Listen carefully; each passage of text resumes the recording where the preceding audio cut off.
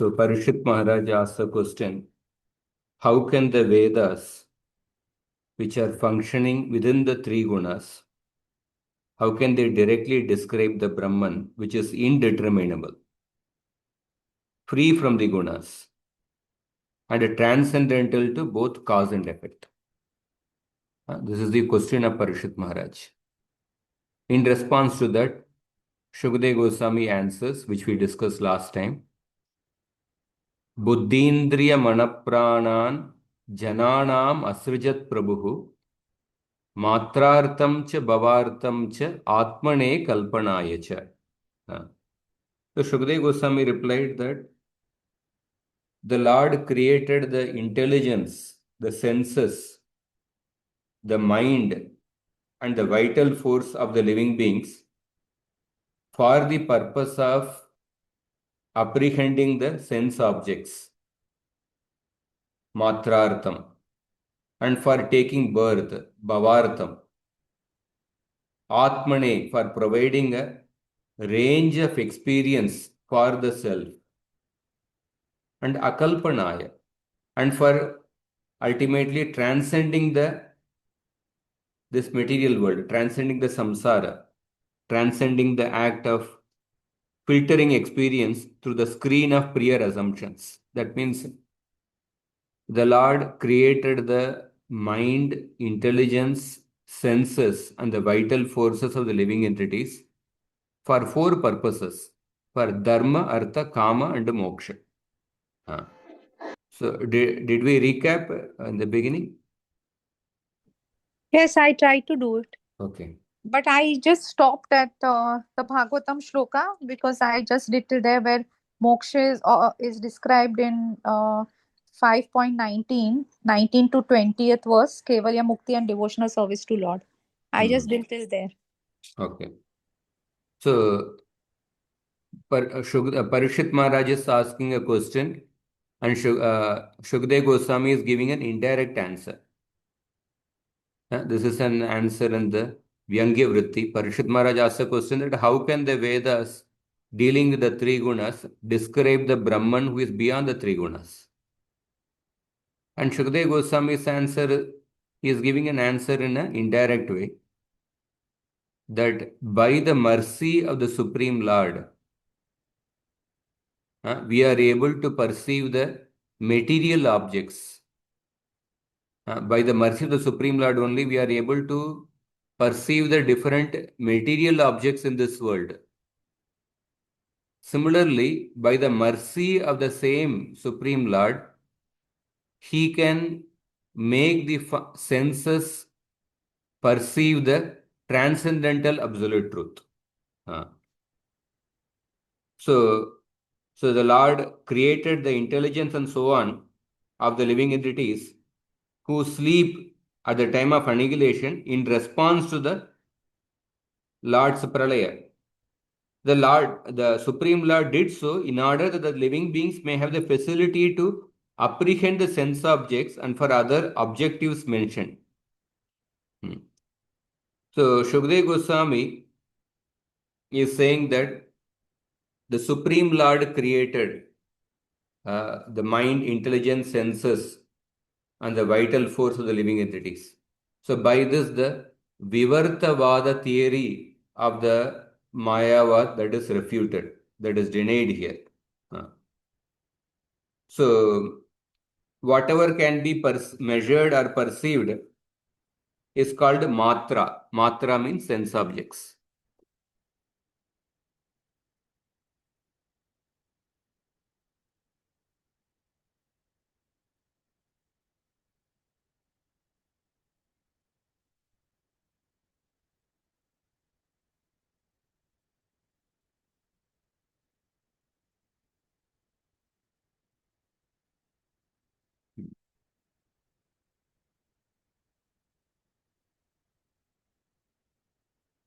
Whatever can be matra artham means,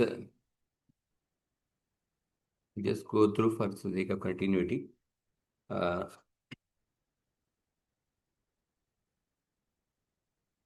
Whatever can be measured or perceived with the senses is called matra, meaning the sense objects. So the apprehension of these sense objects is one of the purposes for which the intelligence, mind and senses have been created by the Lord. Matrartham, basically for perceiving the sense objects. And then Bhavartham. Bhavartham means the action which leads to birth, which leads to rebirth. Bhavartha means for the purpose of engaging in action related to birth. Atmane means for the Jivatma who travels to other realms, so that the individual living entities can experience the other lokas, Swarga Loka, etc. So Atmane refers to basically the purpose of Kama. And Matrartham refers to Artha. The Artha. Because by yearning Artha, we get sense objects. Bhavartham refers to the purpose of Dharma, the action which leads to birth. And ultimately, Akalpanaya means in order to free them from the samsara. That means the purpose of moksha. So the Lord created the different sense objects, mind, etc. for 4 purposes: Dharma, Artha, Kama, Moksha. So the meaning of the 4 words, Matrartha, Bhavartha, Atmane and Akalpanaya corresponds to the 4 goals of human life, that is Dharma, Artha, Dharma, Kama and Moksha. So Moksha refers to 2 types of liberation. One is the Kaivalya Mukti. The self exists solely as pure consciousness. And the second kind of liberation is that which gives rise to Sadhya Bhakti, that is Krishna Prema. So one is getting Kaivalya Mukti, that is one type of moksha, another is getting Krishna Prema. So both these types of liberation have been described in the 5th canto. The 5th canto, 19th chapter, 19th and 20th shloka. By offering the fruits of one's actions performed according to one's varnashram, one attains liberation. So this refers to the Kaivalya Mukti. And then after cutting asunder the knot of ignorance, which gives rise to various births, one attains the liberation as the yoga of pure devotional service. This is the Krishna Prema, the second type of liberation. In both the cases, ignorance in the form of mentally constructing an assumed or apparent reality is dispelled.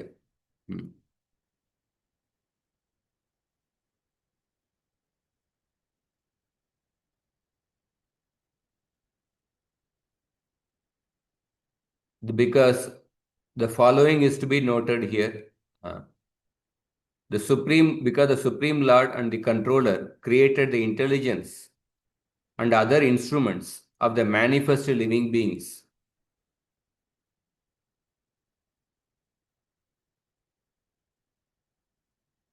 For the purposes mentioned in this verse, it naturally follows that he infused them with the energy necessary to achieve those objectives. Supreme Lord only created the mind, intelligence, senses, etc. For the purpose of Matra Artham, Bhavartham, Atmani, Akalpanaya. That means Krishna infused these mind, intelligence, and senses with the energy which is necessary to achieve Dharma, Artha, Kama, Moksha. So, of the above mentioned 4 goals of life,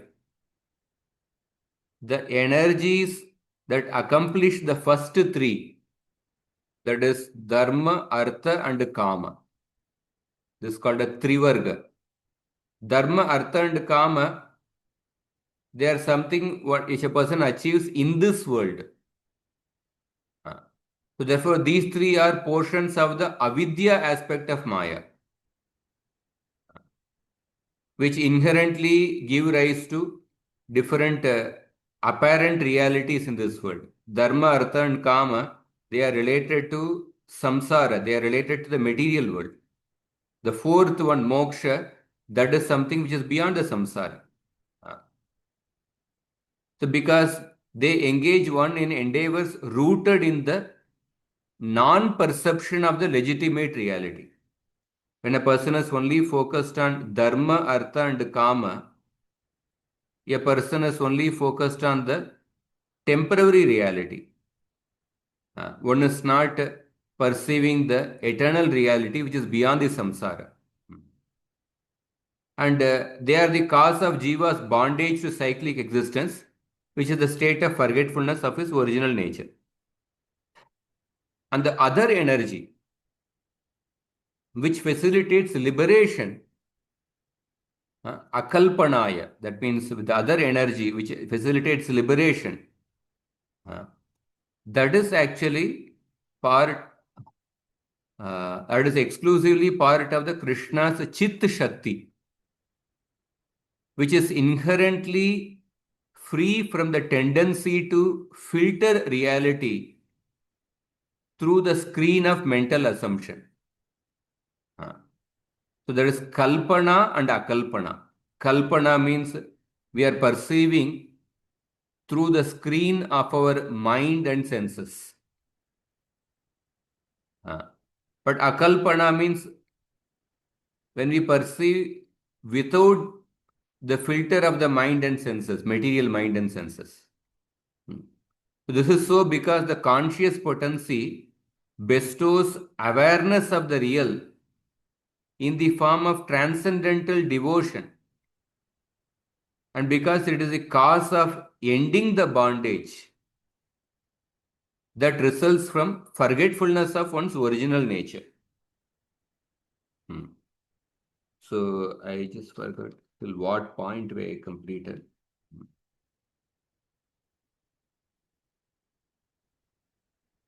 So in this way, as long as the living beings exist in a state of non-awareness of Bhagavan, their intelligence, mind and senses are under the material gunas. So as such, the intelligence and so on function as the primary instruments of ignorance because they are illuminated only by the energy of ignorance, which is of the nature of apparent or assumed reality. So in this state, they cannot directly apprehend anything that is beyond the gunas. When a person's mind, intelligence and senses are under the three modes of nature, they cannot perceive anything beyond the three gunas. But when a person's awareness is attuned to Bhagavan, then the Chit Shakti becomes manifest in the intelligence and so on. Then at that time, they certainly do function directly in respect to that which is nirguna. When the mind, senses, etc., when they become spiritualized, they can perceive the transcendental reality. Ata Shri Krishna Namadi न भवेत् ग्राह्यम् इन्द्रियैः सेवोन्मुखैः जिह्वादौ स्वयमेव स्फुरत्यदः. So then, therefore, it can be concluded, just like the mind, senses, and intelligence, when they become attuned to the Bhagavan, when they develop a service attitude to Bhagavan, then by the mercy of the Bhagavan, the Chit Shakti, the spiritual energy of Bhagavan, becomes manifest in the intelligence, mind, and senses. They spiritualize the mind, intelligence, and senses. And then the living entity with the spiritualized mind, intelligence, and senses can perceive the nirguna, transcendental reality. He can perceive that Bhagavan's form, qualities, etc. So in this way, it can be concluded that words also, which are a product of intelligence and such, also have functionality in regards to the transcendental reality.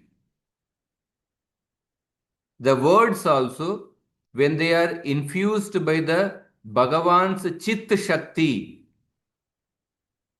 the words of the Vedas can describe the Supreme Personality of Godhead who is beyond the three gunas. And this conclusion is given at the end of the chapter of the same personified Vedas. So you can recite this verse. Tadetat varnitam. Somebody can recite. Tadetat varnitam rajan. तदेतपतद्वर्णितं राजन् यो न प्रश्नकृतस्त्वया यो नः प्रश्नकृतस्त्वया यथा ब्रह्मण्यनिर्देश्ये यथा ब्रह्मण्यनिर्देश्ये निर्गुणेऽपि मनश्चरेत्. निर्गुणेऽपि मदश्चरेत्. So, Shukdev Goswami is speaking this shloka at the end of the chapter on the prayers of the personified Vedas. The chapter began with the Parishit Maharaj's question. Shukdev Goswami answered that question in one shloka, the second shloka. And then to elaborate further, he described the prayers of the personified Vedas. And then at the end of the chapter, he says that, in this way, I have replied to the question you asked of me, O king, concerning how the mind too can have access to the absolute truth, which is anirdeshye, ineffable, and nirgune, and free from the gunas. The mind also can have access to the absolute truth when the mind becomes spiritualized. When the Chit Shakti of the Supreme Lord manifests in the mind of the living entity, then the living entity with its spiritual mind can perceive the supreme absolute truth. So ityatra mana iti. Tatra buddhyadau chit shaktis tadiya aprakrita paramananda swarupa tadrisha gunadi swayam prakashamayi vachasi cha tattan nirdeshamayi iti jneyam. Ato प्राकृत अत अप्राकृत अतो प्राकृत तादृश स्वरूपाद्यालंबनेन श्रुतयश्चरन्ति इति सिद्धान्तयिष्यते. So what is the meaning? Here there is a specific mention of the mind, ityatra mana iti, which was included in the earlier verse along with the intelligence and the senses. Buddhindriya mana pranan. There the intelligence and senses were also included. So, Chit Shaktis Tadiya Aprakrita. The internal potency, Chit Shakti, becomes self-manifest in the intelligence, mind and so on, pervading them from within, where it reveals the transcendental, supremely blissful nature, qualities, and so on of the Supreme Lord. So too, the Chit Shakti becomes self-manifest in the words, which renders them capable of describing the same Supreme Absolute Truth. This is the understanding. Therefore, it will be concluded that the Shruti defines the transcendental nature, qualities and so forth of the Supreme Lord.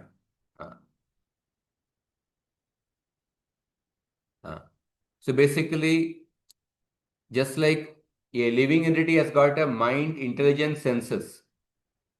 When the mind, intelligence, senses are functioning within the three gunas, one cannot perceive the Supreme Absolute Truth who is beyond the three gunas. Ata Shri Krishna Namadi Nabhaved Grahyam Indriye.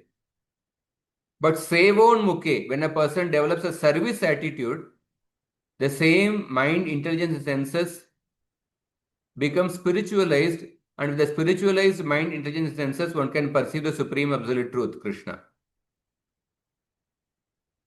In the same way, the words of the Vedas, the words which are product of the intelligence, the words when the Chit Shakti of the Supreme Lord becomes self-manifest in the words, and those words become capable of describing the transcendental truth.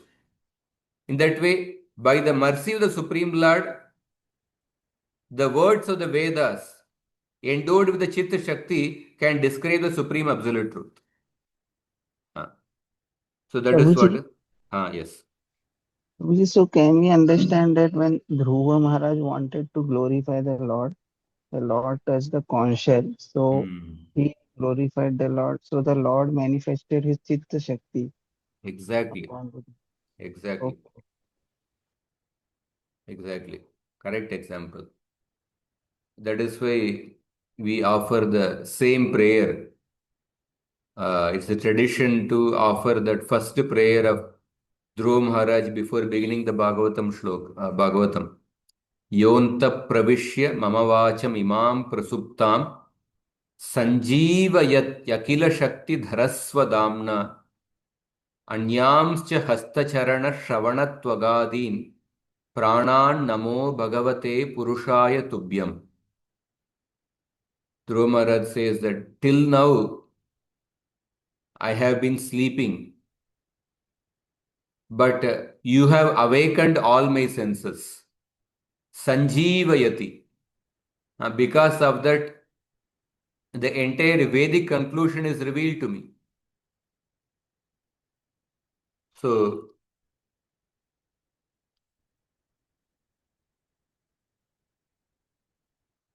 uh, so therefore, it will be concluded that the Shruti defines the transcendental nature, qualities, and so forth of the Supreme Lord. What you have said is correct. Then further, Jiva Goswami says, Tadevam Paurushasyapi Vachaso Bhagavat Charitram Siddham. It is thus established that even speech, that means not only the Apaurushaya Vedas, but even the human speech can describe the activities of Bhagavan, as stated by Narada Muni. Tadvag Visargo, somebody can repeat the shloka.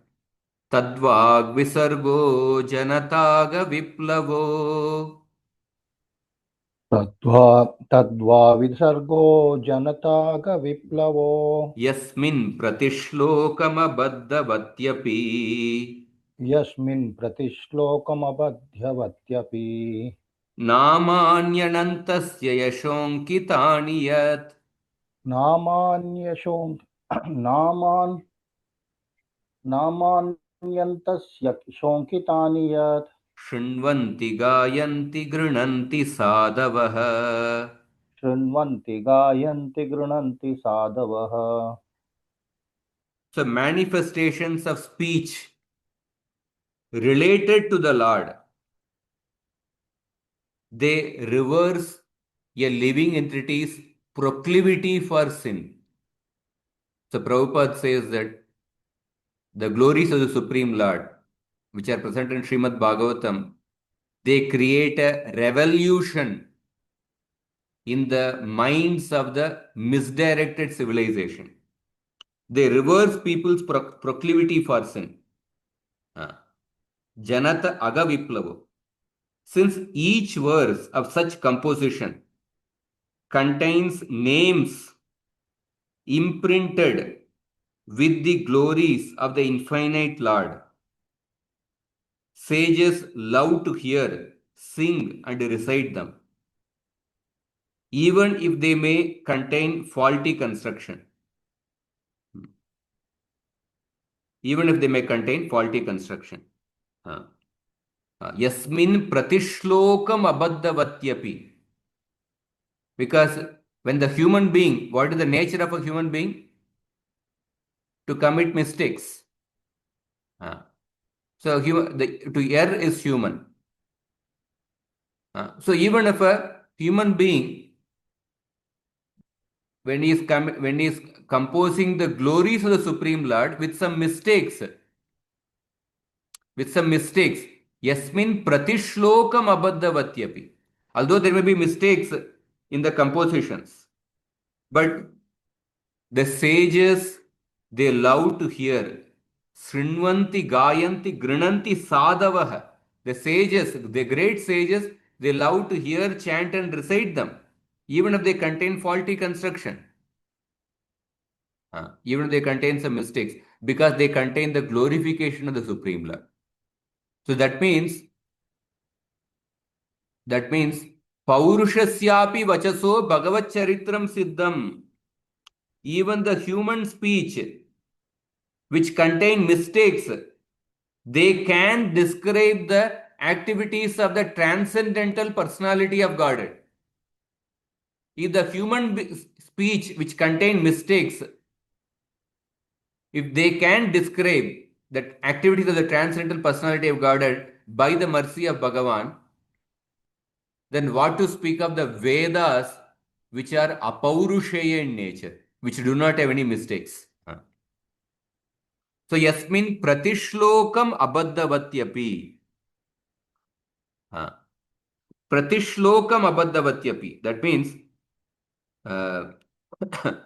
if the how much more true must it be that the transhuman words of the Vedas are able to describe the Bhagavan. Tatacha sati tatavida vacha vacha adina mekashrayasya sakshat Bhagavan nishwasavir bhavino paurusheyasya taccharitvam kimuta. So if the human speech can describe, how much more true must it be that the transhuman words of the Vedas are able to describe Bhagavan when he is their sole object and they have manifested directly from his breath. They have manifested directly from his birth. Sakshat Bhagavan Nishwasavir Bhavino Paurusheyasya Tacharitvam Kimuta. If the human speech can describe the supreme absolute truth, then what to speak of the apaurushaya Vedic literatures which have appeared from the breath of the Supreme Lord? They can definitely describe the supreme absolute truth. So tasmat sakshat charantyeva shrutayah. So this will be stated. Therefore, the Shrutis certainly describe the absolute truth directly. Sakshat charantyeva shrutayah. Vakshyate cha क्वचिद अजयात्मना च चरतोनुचरेन निगमः iti. This will be stated further on in the prayers of the personified Vedas. So the verse which is quoted is 10.87.14. Kvachid ajayatmana cha charatonuchare nigamah. The Veda is able to describe you. The Veda is able to describe you when you sport with your Maya during creation and when you exist in your own transcendental self.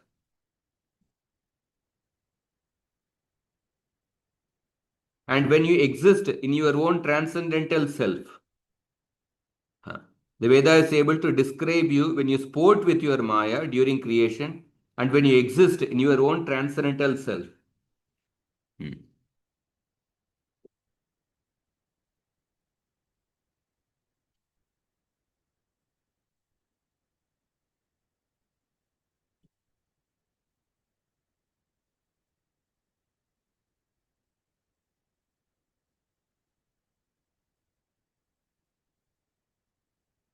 तथा च प्रणवमुद्दिश्योक्तं द्वादशे. So the further he is quoting the 12th canto. Tatacha pranavam uddishyoktam dvadashe. Similarly, with reference to pranava mantra, Suta Goswami says in the 12th canto. So somebody can repeat the shloka. Swadamno brahmana sakshad स्वदाम्नो ब्रह्मणः साक्षात् vachaka paramatmanah वाचकः परमात्मनः स सर्वमंत्रोपनिषद वे स सर्वमंत्रोपनिषद स सर्वमन्त्रोपनिषद् वेद बीजम सनातनम. वेदबीजं सनातनम्. So Suta Goswami is saying the 12th canto, 6th chapter, 41st shloka. The syllable Om is the direct expression of the self-originating absolute truth, the Paramatma. It is the secret meaning of all the mantras and the eternal seed of the Vedas. Sarva mantra Upanishad Veda Bijam Sanatanaha. It is the seed of the Vedas, it is the secret meaning of all the mantras. So he is explaining. Shrutautu Om ityetat brahmano nedishtam nama iti. So the Shruti declares that Om is the name nearest to Brahman. Om is the name nearest to Brahman. Nedishtam lakshanadi vyavadanam vina ityartaha. So nearest means without the obstruction of lakshana or indicative meaning and so on. That means Om is the direct meaning of the Brahman. अतएव केनच प्रकारेण साक्षात् चरन्ति स कथ्यताम् इत्येवं राजाभिप्रायः.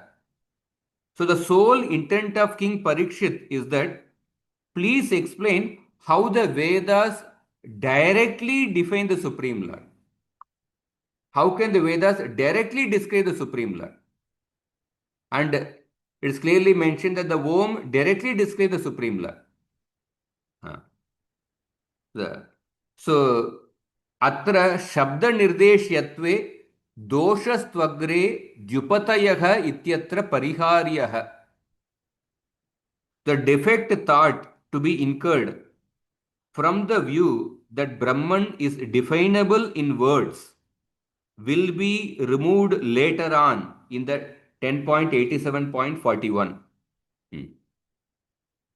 The defect thought to be incurred from the view that Brahman is definable in the words will be removed later on in the Bhagavatam.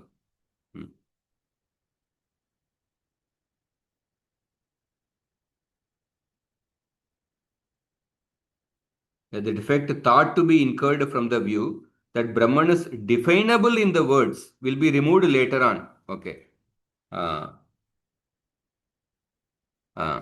अत्र शब्दनिर्देश्यत्वे दोषस्त्वग्रे द्युपतयः इत्यत्र परिहार्यः.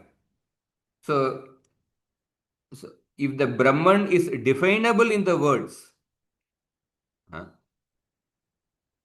if the Brahman is definable in the words, then the Brahman's characteristic as anirdeshye, ineffable, that is contradicted.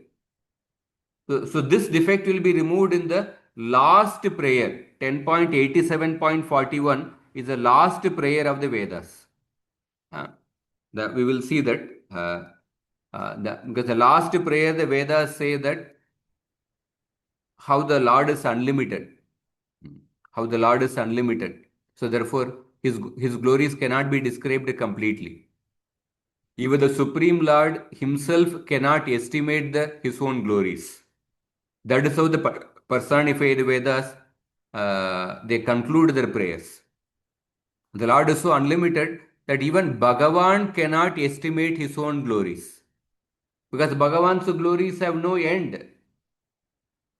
The end to the Bhagavan's glories don't exist only. So in that sense, so that defect that the Brahman is definable in the words will be removed in the last prayer. Atra Shrutishwapi या काश्चित् त्रिवर्गपरत्वेन बहिर्मुखाः प्रतीयन्ते तासाम् अपि अंतर्मुखतायामेव पर्यवसानम्. So some Shrutis, some of the Vedas appear to be concerned with the Bahirmukha. They appear to be concerned not with the supreme absolute truth. They appear to be concerned with the state of non-awareness of the real. Because many of the Vedas, they speak about the karma kanda, demigod worship, how to fulfill different desires. Because they are concerned with the three material goals, Trivarga Paratvena Bahirmukha Pratiyante. But in fact, these Shrutis also culminate only in the awareness of the real. Tasam api antarmukhatayameva paryavasana. So those karmakanda Shrutis also they conclude with the they conclude in the awareness of the real. That means they also conclude with the glories of the supreme absolute truth. Tatahi Parameshwarasya Satata Paramartha Tatahi Parameshwarasya Satata Paramartha Bahirmukata Parahata Jiva Nikaya Vishaya Kripa Vilasa Paryavasayi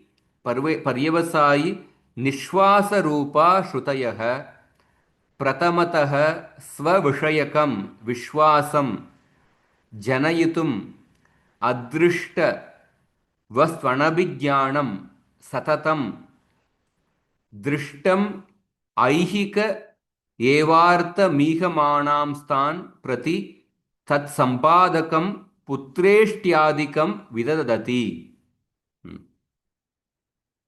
So, for example, the Shrutis, which are manifestation of the Lord's breath, have as their sole purpose the bestowing of mercy on the multitude of living beings who perpetually exist in a state of non-awareness of the supreme goal of life.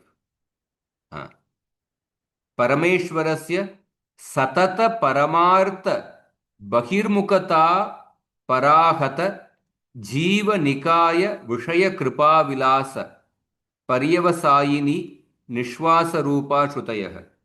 So, for example, the Shrutis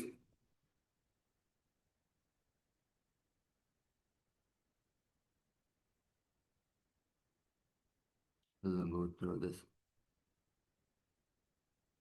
So, some Shrutis appear to be concerned with the state of non-awareness of the real because they are concerned with the three material goals. But in fact,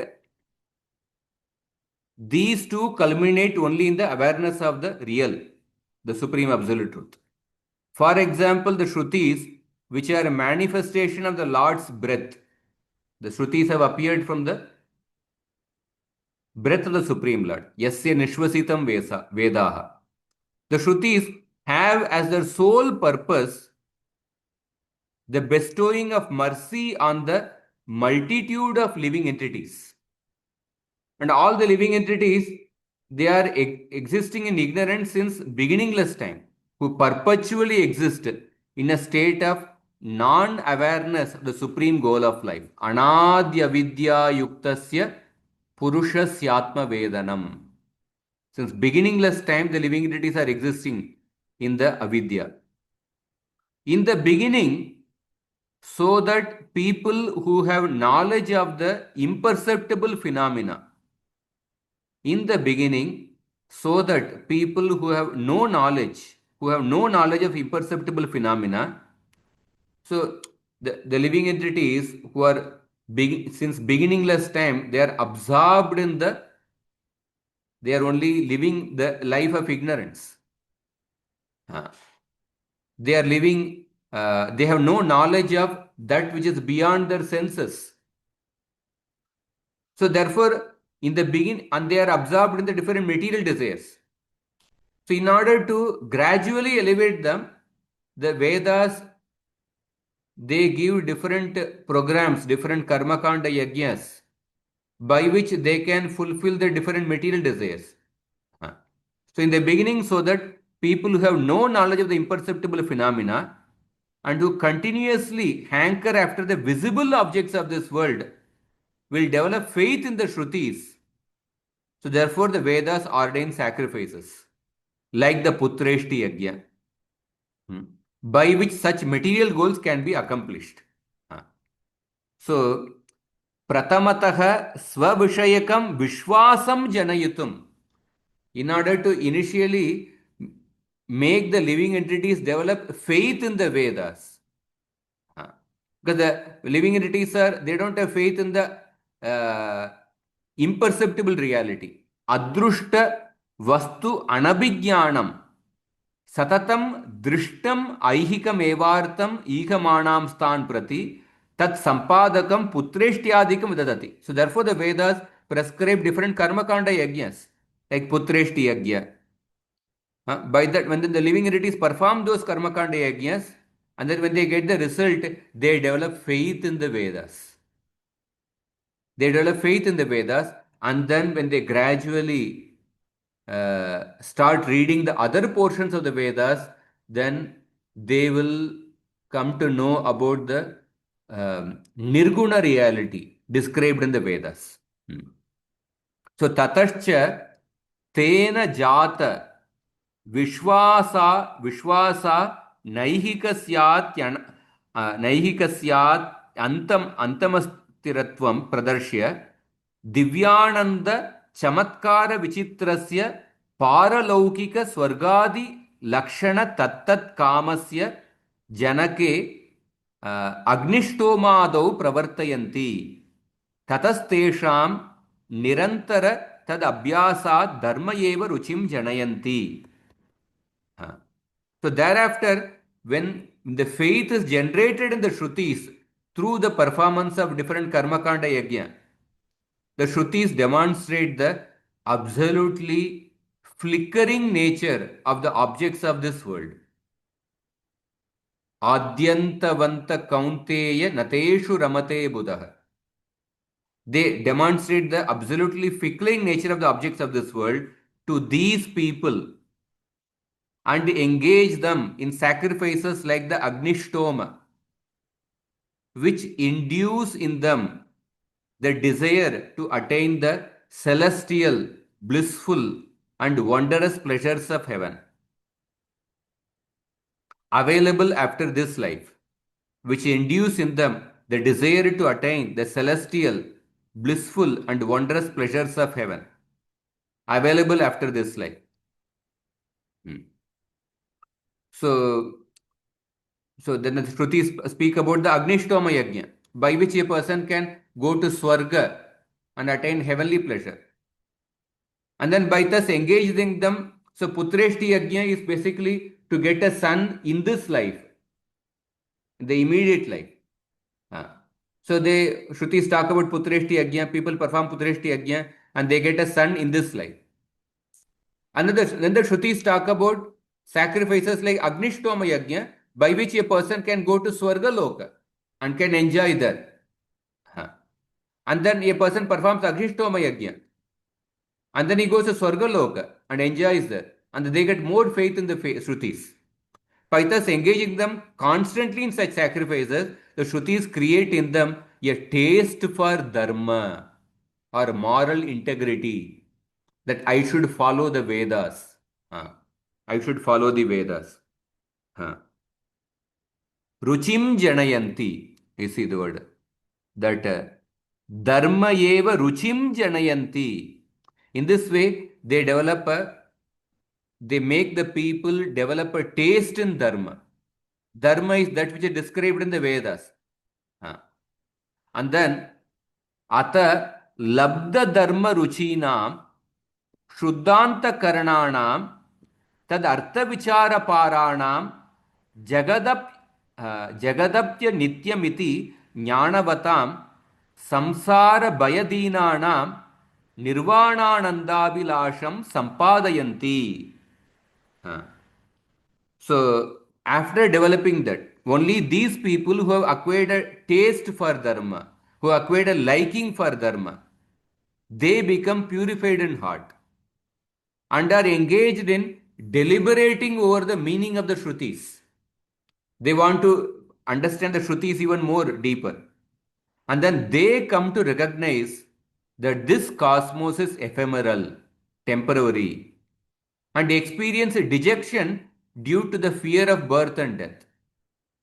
And at this point, the Shrutis create in such persons the desire for the bliss of liberation,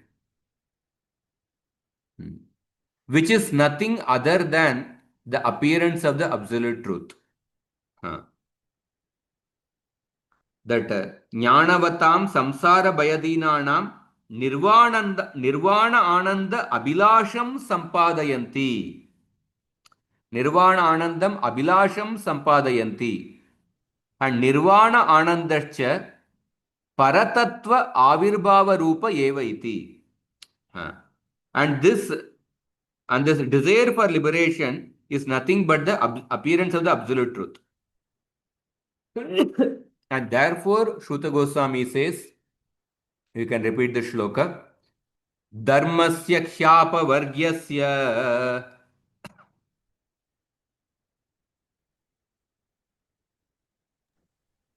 धर्मस्य द्वापरवर्गस्य नार्थोऽर्थायोपकल्पते नार्थोऽर्थायोपकल्पते नार्थस्य धर्मैकान्तस्य नार्थस्य धर्मैकान्तस्य कामो लाभाय हि स्मृतः कामो लाभाय हि स्मृतः कामस्य नेन्द्रियप्रीतिर् कामस्य नेन्द्रियः प्रीतिर् लाभो जीवेत यावता लाभो जीवेत यावता जीवस्य तत्त्वजिज्ञासा जीवस्य तत्त्वजिज्ञासा नार्थो यश्चेह कर्मभिः नार्थो यच्छेह कर्मभिः.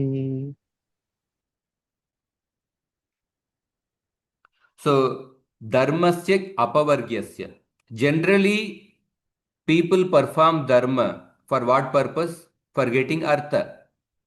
But Sutta Goswami says that nartho arthaya pakalpate. One should not think that wealth is the purpose of dharma. Rather, dharma is meant for apavarga, which is actually meant to bring about freedom from material existence, apavarga. And nartasya dharmaikantasya kamo labhaya hi smritah. Generally, people acquire artha for what purpose? For the purpose of kama. But nartasya dharmaikantasya, the reward of wealth, which is meant to be used for virtuous acts, lies on, nor that the reward of wealth, which is meant to be used for virtuous acts, lies only in the enjoyment of desire.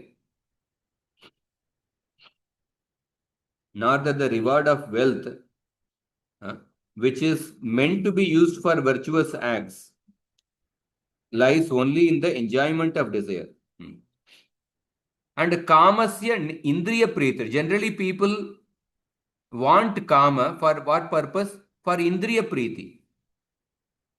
But kamasya na indriya priti. The purpose of kama is not indriya priti, but labho jiveta yavata. Just to maintain one's material existence, just to maintain one's body, that is the purpose of kama. So, and the point of maintaining a live is to the purpose of kama, sense gratification, is not kama is not for indriya priti. The purpose of kama is actually just to maintain one's body and soul together. Labho jiveta yavata. And what is the purpose of maintaining one's body and soul together? Jivasya tattva jigyasa. And the point of remaining alive is to inquire into the reality, absolute reality, and not for anything else. Nartho yascheha karma bihi. And not for anything else attainable through the performance of ritual acts. 1 minute.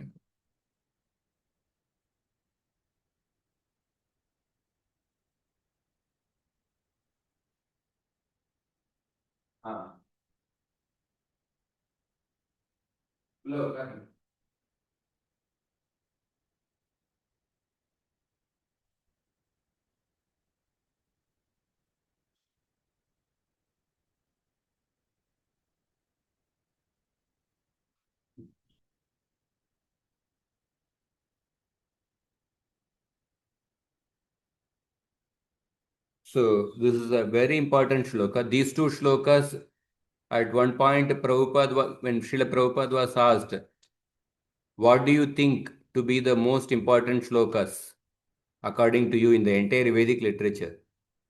So Prabhupada told that these two shlokas. These two shlokas, right from the beginning of the Bhagavatam, it gives the direction. What is the purpose? What is the general purpose of dharma, which people think? General purpose of dharma, people think that the purpose of dharma is to get artha. But the purpose of dharma is apavarga.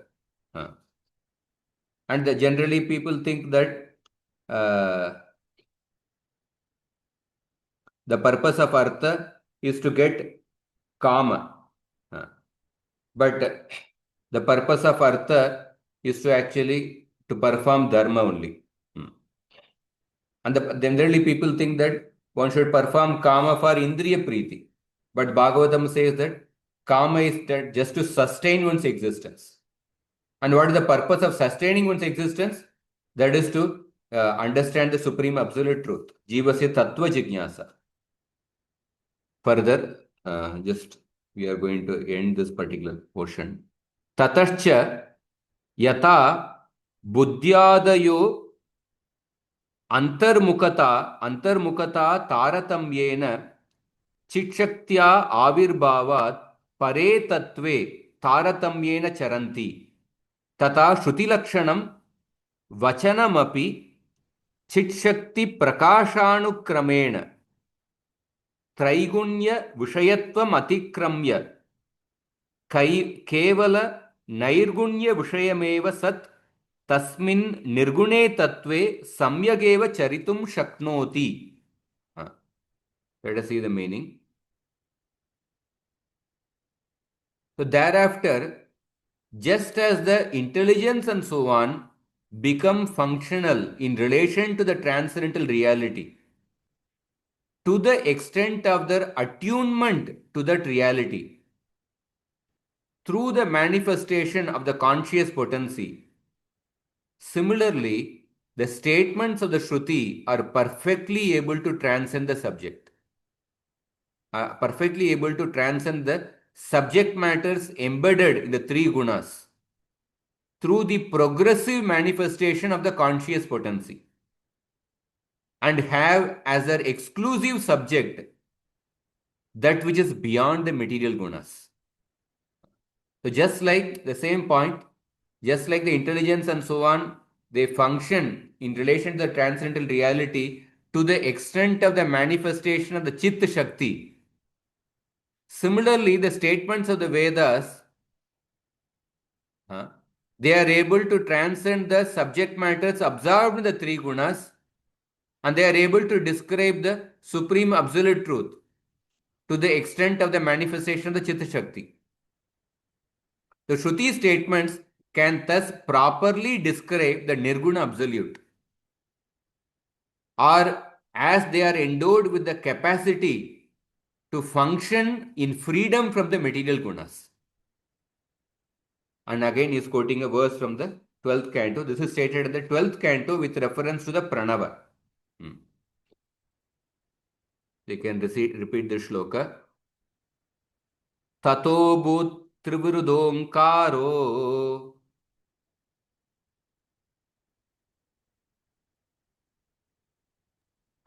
Somebody can repeat the shloka. Tato bhut trivirudhomkaro ततो भूत्रिविर्धो ओङ्कारो यो व्यक्तप्रभवस्वराट् यो व्यक्तप्रभवस्वराट् यत्तल्लिङ्गं भगवतो यत्तल्लिङ्गं भगवतो ब्रह्मणः परमात्मनः ब्रह्मणः परमात्मनः ततः अभूत्. From that sound arose the Omkara, consisting of Trivrid, three parts. The Omkara, three parts are there. A, U, whose origin is unmanifest, avyakta prabhavaha, and which appears automatically within the purified heart. It is a representation of the absolute truth. Yattal lingam bhagavato. It is a representation of absolute truth in its three aspects: Bhagavan, Paramatma, and Brahman. Bhagavato Brahmana Paramatmanaha. Bhagavato Brahmana Paramatmanaha. It refers to three aspects of the absolute truth: Brahman, Paramatma, and Bhagavan. So the Pranava Omkara is a representation of the absolute truth who has three aspects.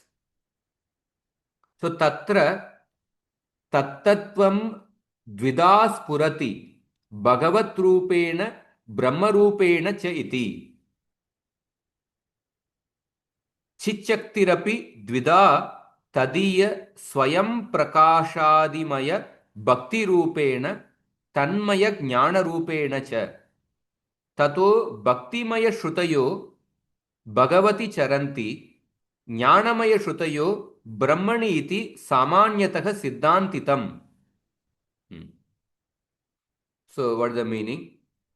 That the absolute truth manifests to eligible people in two ways: as Bhagavan and as Brahman.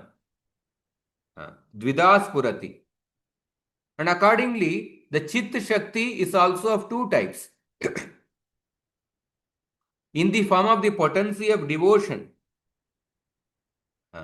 which embodies attributes such as self-luminosity or self-manifestation. So through bhakti, a person realizes the Bhagavan aspect. The Chit Shakti is another aspect, is that in the form of awareness of identity with the truth. That means a person attains the Brahman realization. Awareness of identity with the truth. I have the same nature as that Brahman. Aham Brahmasmi. Brahman is spiritual, I am also spiritual in nature. And the general principle is that the Shrutis that are the embodiment of Bhakti treat of Bhagavan, while those that are embodiment of Jnana treat of Brahman. So among the Shrutis, among the Upanishads, some Shrutis, they speak about the Jnana Marga. So they describe the impersonal aspect, Brahman aspect. And there are other Shrutis which describe the Bhakti Marga. They focus on the Bhagavan aspect. So I'll go through the commentary so that this portion will end. So some of the commentaries we discussed previous in the last class, but for the sake of this one, we'll complete. So Shukadeva Goswami begins answering the question of Parishit Maharaj.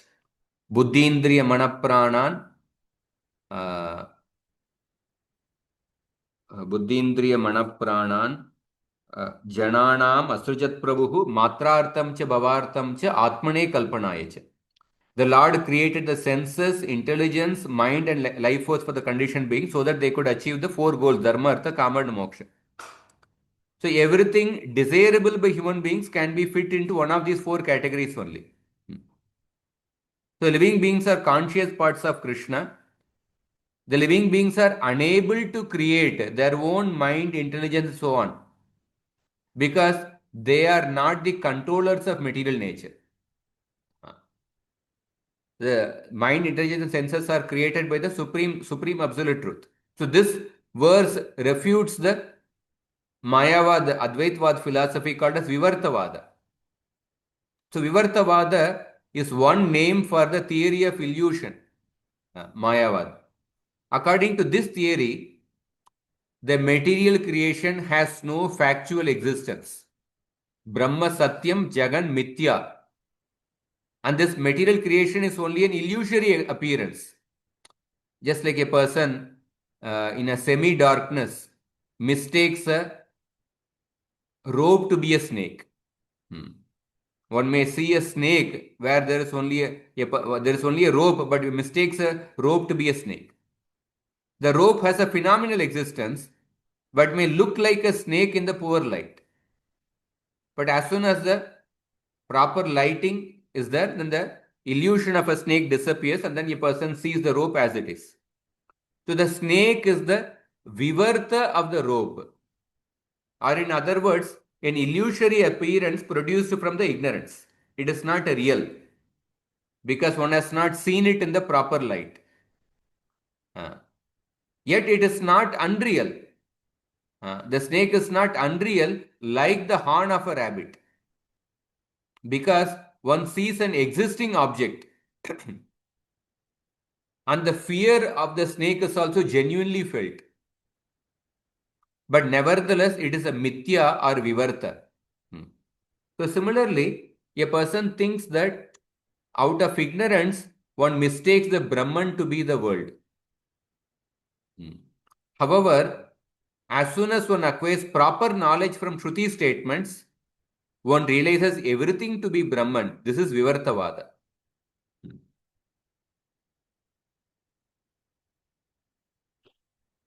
This is the Vivartavada.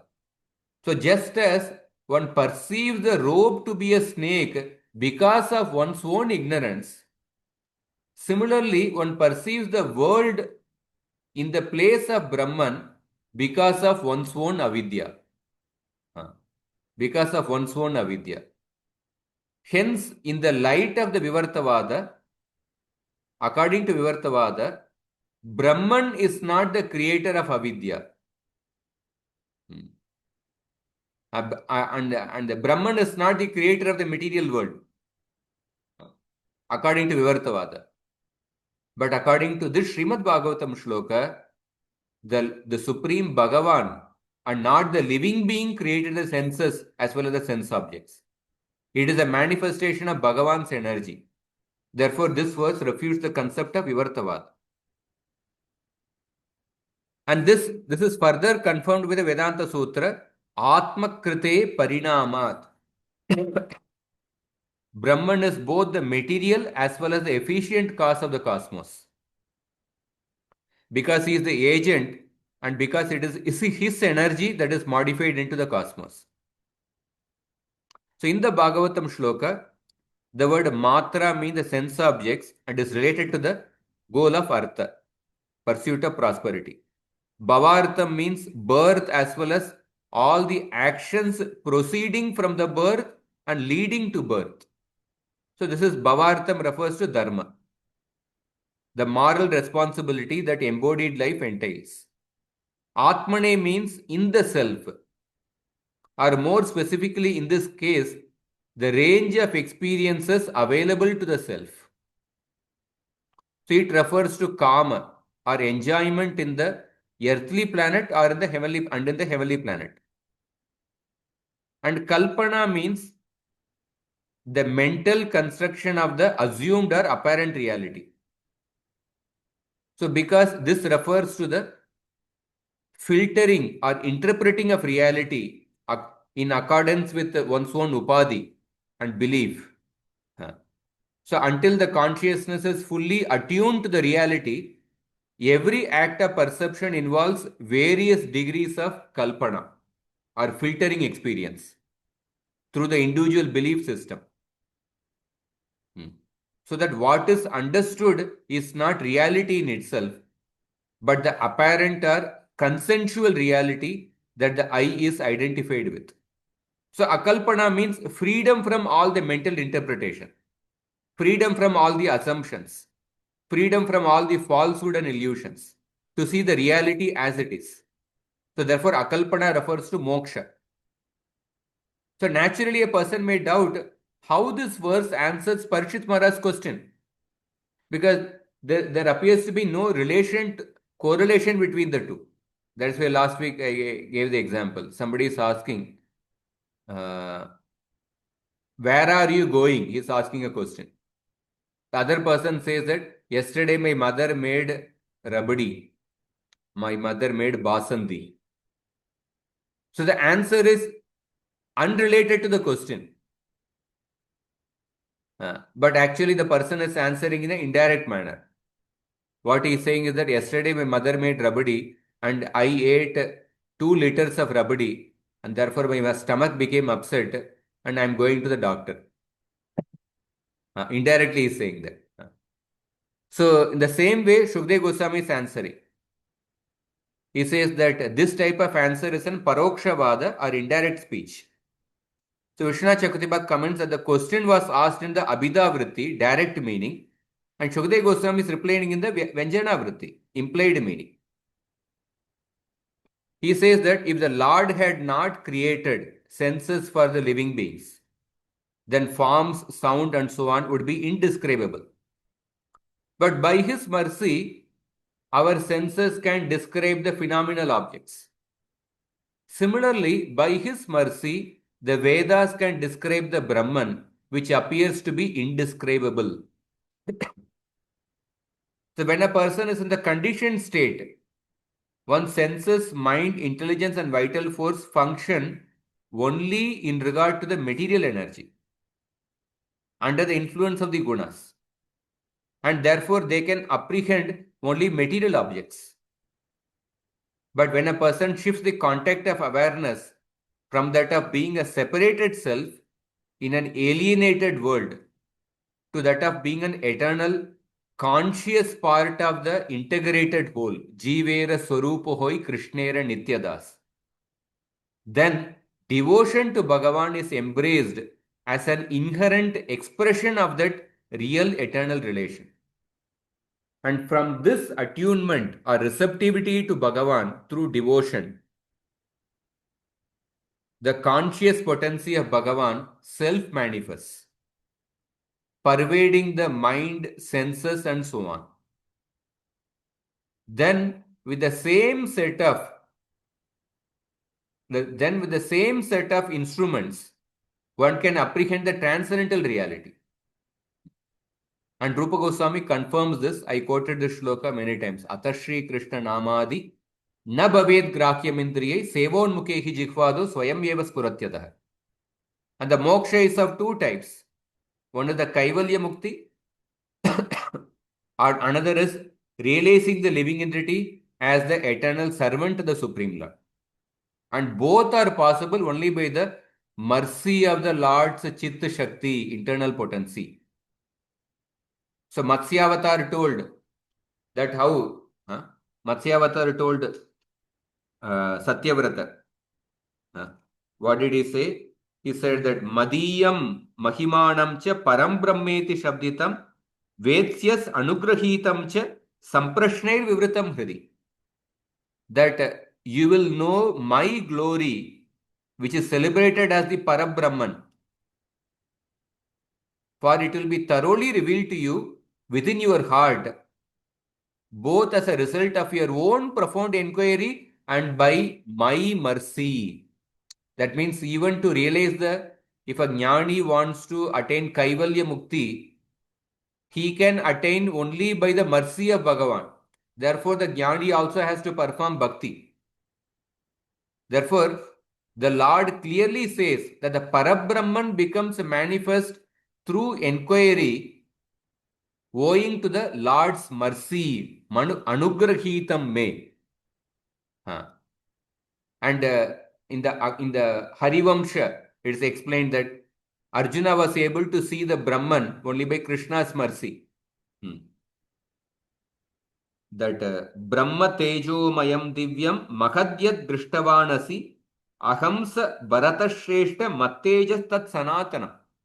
O best of the Bharatas, what you have witnessed is the great and divine Brahman, exclusively of the nature of effulgence.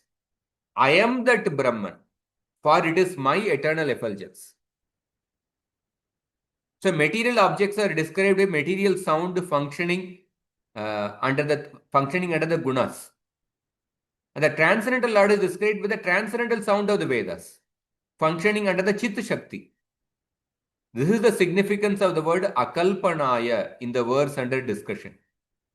So devotees whose consciousness is perfectly attuned to Bhagavan have their body, mind and senses transmuted through the infusion of the conscious potency.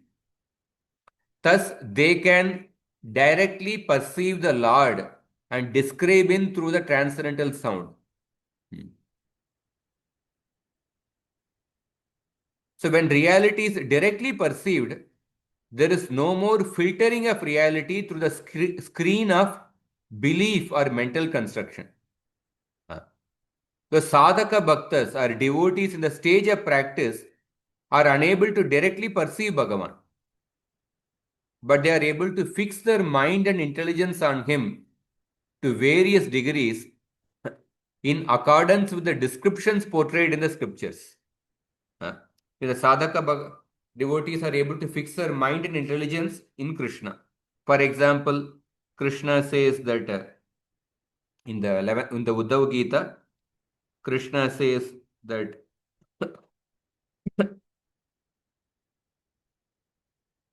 the more consciousness is purified by hearing and reciting my holy pastimes, the more it can perceive the subtle reality. Just as the eyes can see the minute objects when treated with a therapeutic ointment. When the eyes are given the proper treatment, the eyes can see the very fine objects. Similarly, the more the consciousness is purified by hearing and chanting, the more it can perceive the subtle reality. So according to the various degrees of purification, one can perceive the subtle reality. So Bhagavan gradually infuses the devotee's senses with the internal potency. Chit, there's a gradual progress. So although their meditation may not be pure, the sadhaka devotee's meditation may not be pure, but Krishna accepts that meditation out of his causeless mercy. He makes possible the perfection and completion of their devotion and ultimately brings them to his abode. So even the sadhaka devotees may have different anarthas. They may have different degrees of contamination. But when they are fixed in devotion to Bhagavan, Krishna accepts even the meditation of the sadhaka devotees out of his causeless mercy. And he will make possible the perfection and completion of their devotion. In the same way, the Shrutis are able to describe the transcendental Lord by his mercy. Even Brahman cannot be approached by non-devotees, including the impersonalists, whose senses continue to function under the potency of Maya. So therefore, even the perceive the impersonal absolute truth, one has to perform some bhakti. So Jiva Goswami further says that even the words of a human being can approach Bhagavan if he is a devotee.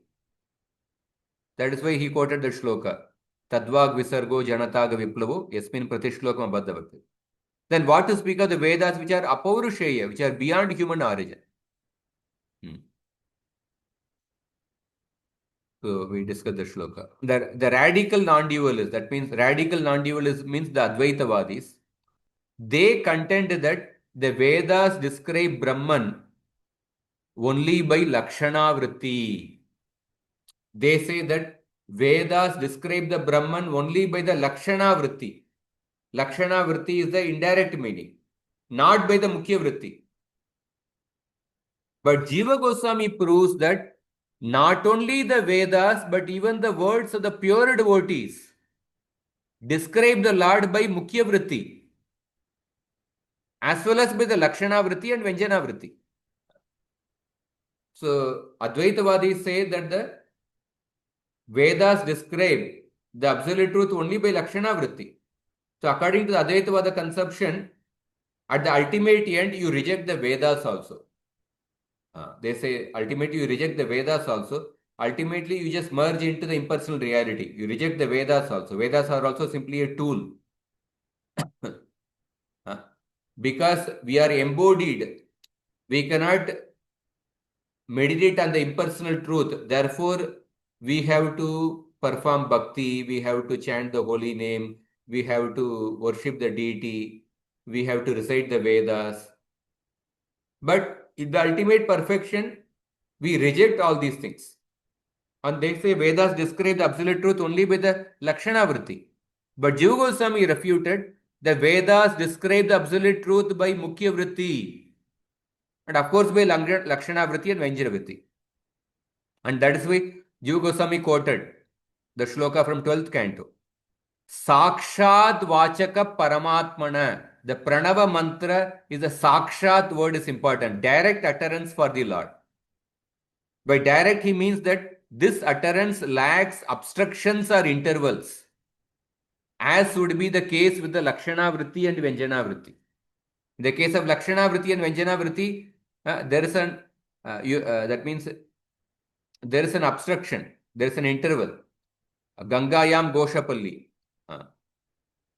So the purpose of those scriptural statements that speak of Dharma, Artha and Kama is ultimately to lead a living entity gradually to Bhagavan. That is why, this word. So such statements attract the attention of the materialistic people to the Vedas and help them become qualified to hear about the transcendental subject matters. So faith is the foundation of the devotional path. One begins this path with faith, and one's advancement is measured by the degree of one's faith.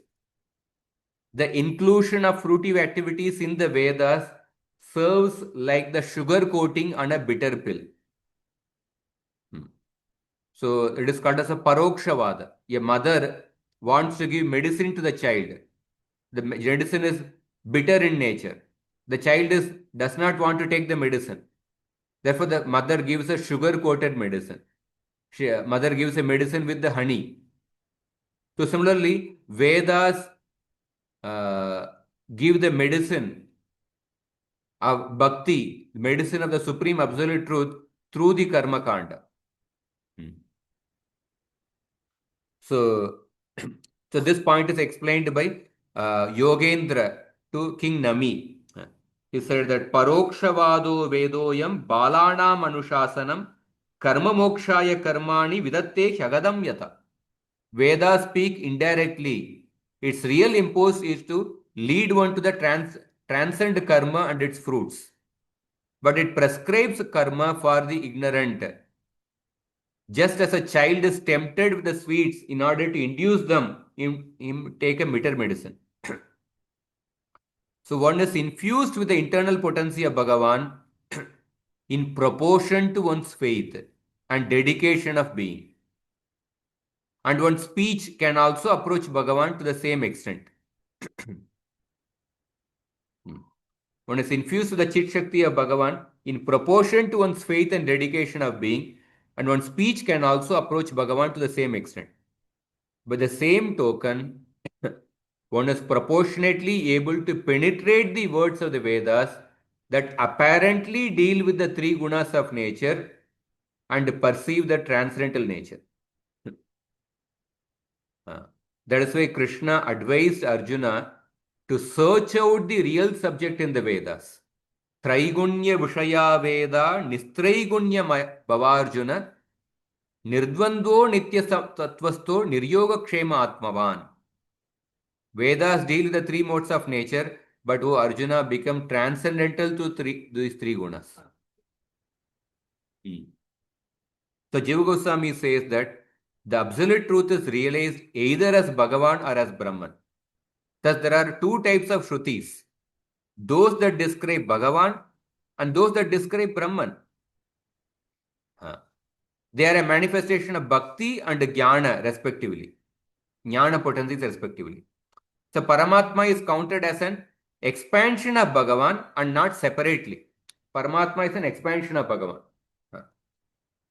So since his manifestation is relevant only in the material world, only in regard to the cycle of cosmic manifestation. But beyond the material world, the absolute truth is in two aspects, Brahman and Bhagavan. So the Shrutis which focus on the Jnana Marga, they focus on the Brahman aspect. And the Shrutis which describe on the Bhakti Marga, they focus on the Bhagavan aspect. So with this, we come to this part of the second part of the Anuccheda. We will continue this the next class. We have been going a little slow. I want to complete this Bhagavat Sandarbha soon. For next week, Saturday, we will have class. But can we have one more class during the week, maybe on Tuesday or something in the daytime? Before that, if anybody has any questions or...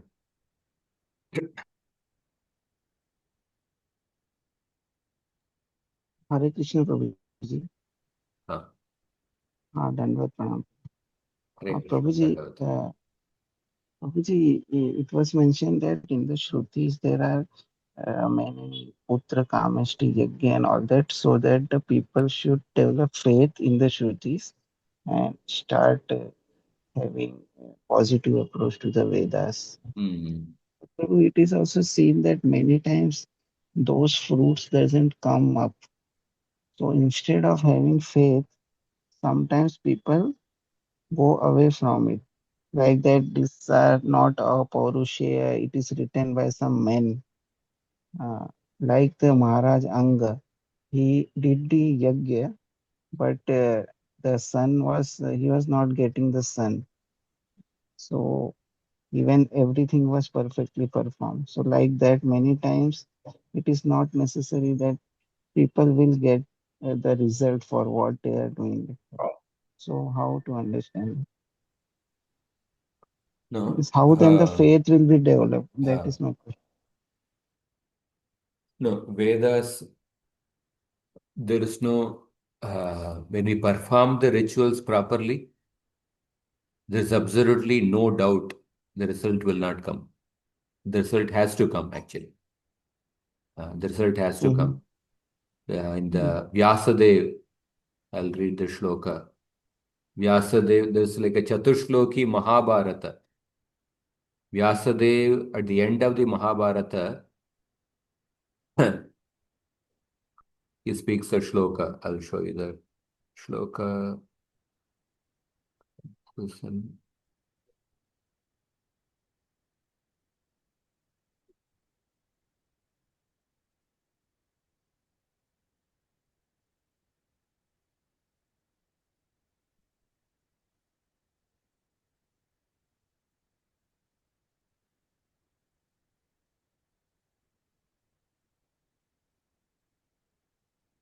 Vyasadev says,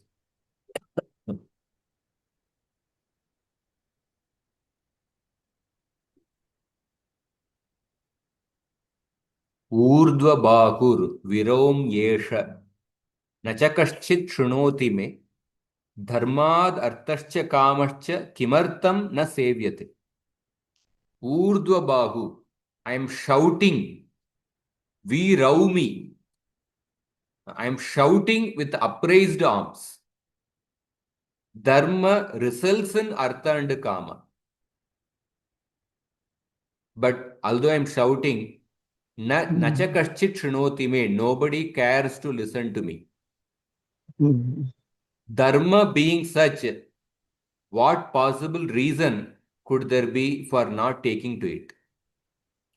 So Dharma will result in Artha and Kama, like that Vyasadeva says. So there is definitely, it will proceed. But when the result is not coming, then there is some improper execution of the yajna. That is only this one. Can you please share the screen? I can take the screenshot of this. So when there is the result is not coming, it is only because of certain improper execution of the yajna. It could be improper chanting of the mantras or some impurity in the ingredients or some dosha in the place in which the yajna is performed, or the ingredients were acquired using some adharmic means. Because in the Karma Kanda, you have to minutely observe. You have to minutely observe all the rules. Mhm. Just like sometime, like for example, when the ISRO is launching a rocket, although they go through so many tremendous, they make preparation for many months, many years, and they will go so many so many intelligent people are working in the project, and they go through so many checks and balance. But still, sometimes the uh, rocket fails actually. Recently, also Yes. it happened. Mhm. So then they go through like what went wrong actually, why it failed, and then they figure out actually what was the problem. So but just like why I'm saying is that although they go through minutely, but still sometimes the rocket fails because the process of launching a rocket that involves thousands of parameters. All the parameters have to be exactly accurate actually. And there's a Mhm. small mistake in this one, then finally the rocket doesn't get launched, it fails. Similarly, Karma Kanda Yajna, there are thousands of parameters and all have to be perfectly observed. And because many times in Kali Yuga, uh, there are so many faults are there. Therefore, we don't get those results actually. That's not because those Vedas are faulty, but we don't get those results. Yes, Prabhu, nice. Understood. Hmm. And Prabhuji, this third Sandarbha classes, now we are only 5 to 6 people. So can this month, next month, or sometime we can have 1 day offline class so that if is it possible, Acha, it acha. is so that everyone will at least once Okay. come together. Yeah, Someday, I will be coming to Bombay if probably everyone is next week or next week I'll be there. February first mm, week I'll be there. No time we can have if it is convenient for everyone. if everyone is available and coming. Hmm. Okay, thank you, thank you. Hare Krishna Prabhu, Dandat Pranam. Ah. Prabhuji, I was going through the one of the previous your classes, 78, Ah. Anuccheda 78. Hmm. Thus, you have that Purusha Sukta confirmation with the Damodar Leela, Hmm. right? That here that two finger, two shot, and there it was Dasangulam. That Hmm. cosmic creation is separated by the Dasangulam.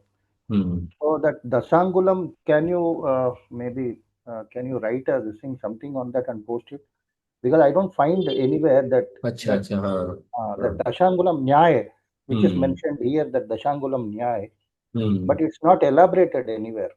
Can Okay. you can Okay, you I'll post go it? through it once more and then I'll tell you. Uh, I saw 78 the. point, 78.2, I think it is. I'll go through it and tell you. Yes, Prabhu.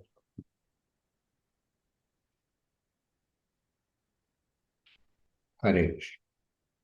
Hare So Krishna. you can go through the whatever this part 98.1 and 98.2. You can go through it. Yeah, I think all of you have the soft copy. And then we'll continue from 98.3 next week. Hare Krishna. Nantara Srimad Bhagavatam ki jai Shri Jai. Prabhupada.